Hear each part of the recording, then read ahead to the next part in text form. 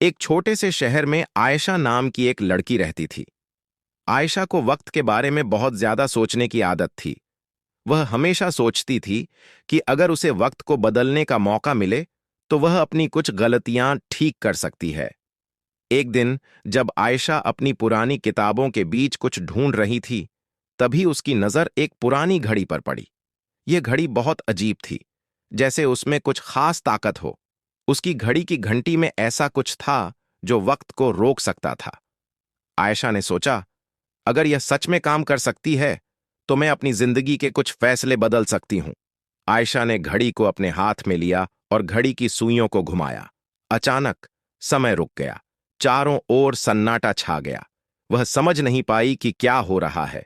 उसके आसपास सब कुछ ठहर गया था। लोग रुक गए, गाड़ियां रुक गईं और आकाश भी जैसे थम गया। आयशा को समझ में आ गया कि उसने कुछ बड़ा कर लिया था, लेकिन अब वह खुद भी वक्त के जाल में फंस चुकी थी। वह घड़ी के बारे में और भी जानना चाहती थी, लेकिन घड़ी ने उसे एक बड़ा राज बताया। अगर तुम वक्त से खेलोगी तो तुम्हें इसकी कीमत चुकानी पड़ेगी। आयशा को यह समझ में आ गया कि वक्त के साथ खेलना बहुत आसान नहीं होता। अब आयशा ने सोचा कि वह क्या करे।